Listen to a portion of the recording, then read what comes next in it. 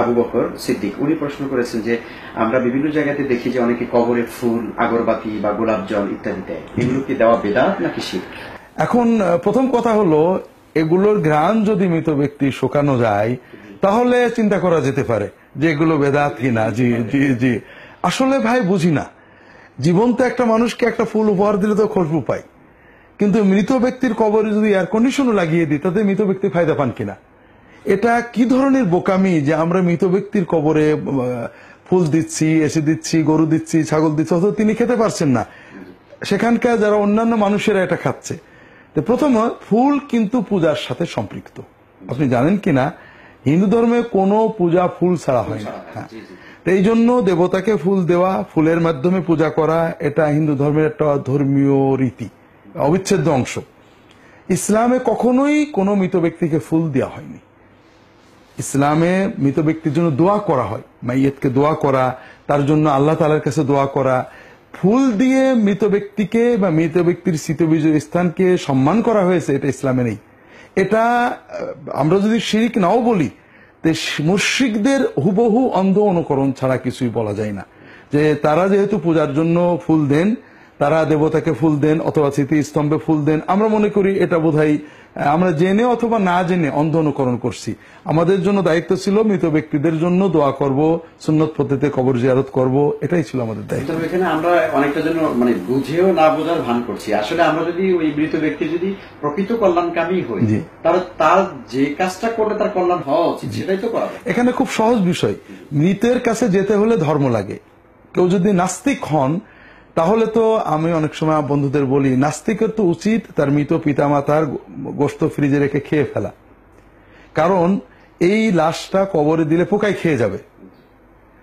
যদি আমরা ধর্ম বাদ দিই তাহলে কোন যুক্তিতে আমরা এটা মাটিতে পুঁতে দেবো অথবা আগুনে পুড়িয়ে ফেলবো? এটা অপচয় তো হলো, জি না? তো কাজেই নাস্তিকের জন্য কবরে ফুল দেওয়া, কবরে যাওয়া, এটা হয় প্রতারণা, আত্মপ্রবঞ্চনা, অথবা লোক দেখানো প্রতারণা।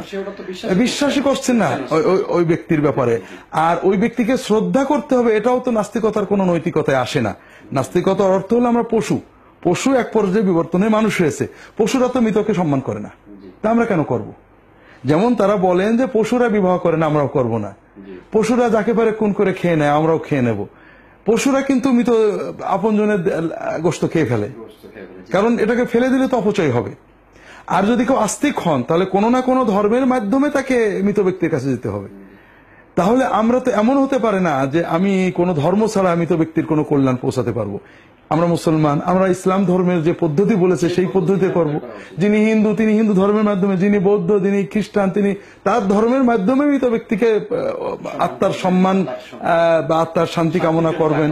কিন্তু আমরা যেটা করছি এটা কি আত্মপ্রবঞ্চনা না লোক দেখানো, এটা আল্লাহ ভালো জানেন। একদিকে আস্তিক, আবার কাজটা যা করছি সেটার জন্য একটা অনেকটা প্রতারণা। জি জি, এরকম সম্পর্ক রাখছে না। দর্শক, এই বিষয়গুলো আমাদের সকলের বোঝা উচিত। আমরা যদি প্রকৃতপক্ষে আমাদের পিতা মাতা, সন্তান, আমাদের আদর্শের কোন অনুসারী ব্যক্তি অথবা আমাদের কোন গুরু, আমরা তাদের যদি কল্যাণ চাই, তাহলে আমরা মুসলিম হয়ে থাকলে আমাদের ইসলাম ধর্মের যে পদ্ধতি আছে সেই পদ্ধতিটা মেনেই আমাদেরকে তাদের জন্য কিছু করা উচিত। আর এক্ষেত্রে মডেল তো মোহাম্মদ রাসূলুল্লাহ সাল্লাল্লাহু আলাইহি ওয়াসাল্লাম। সাহাবাগণ নবীজির জন্য কি করেছিলেন এটা তো যে কোনো বই পড়লে পাওয়া যায়। তারা ফুল দেননি, তারা কোনো অনুষ্ঠান করেননি, তারা মৃত্যুদিন জন্মদিন পালন করেননি, তারা কবর জিয়ারত করেছেন, সালাম দিয়েছেন। এবং কবরের মোতারাম যদি আগরবাতি অথবা এরকম গোলাপ জল ছিটালে যদি খুব আত্মায় শান্তি হয় বা শ্রদ্ধা জানানো হয়, তাহলে তো দুনিয়ার সব থেকে বেশি গোলাপ জল আল্লাহ রাসূলের কবরে সাহাবীরা দিতেন, তাদের দেননি। জি জি, আমরাও দিতাম। জি জি জি। তো এই জন্য আর রাসূলুল্লাহ সাল্লাল্লাহু আলাইহি ওয়াসাল্লাম এটা বলতেন যে তোমরা মৃত ব্যক্তির কবরে এটা দেবে সেটা দেবে, এটা তো অপচয়। এই আতর, এই গোলাপ জলের টাকাটা গরিবকে দিলে, খেলে এটা সওয়াব হতো।